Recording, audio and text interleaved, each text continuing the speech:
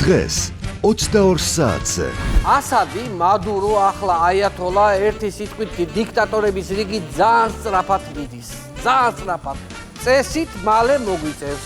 რუბიოს მანქანა სოლდაკის სასახლეს შემოუვლის, ფანჯარაში ხელისუფლების ცვლილებას და ბიგ მაკს შეუკვეთავს და გაიდის ჩვეულებრივ. ფინანსებს თუ დაუბრუნებ, რას გახინეს ფრიანად, საქართველოს გადამწვარა თავის დუქნებიანად.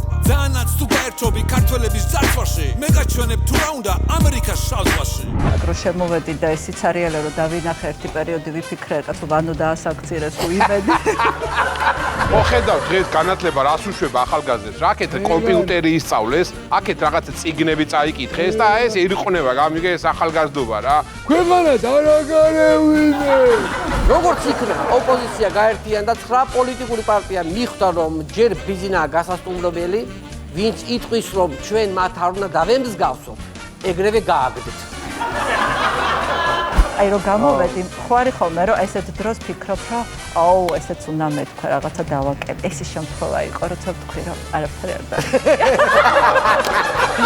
მე სულობ შენზე დავიღენე გვერდზე ნუ გამიშვებს გერზე პარასკევს ვანოს შოუ, პირველი იუმორისტული შოუ TV1-ზე.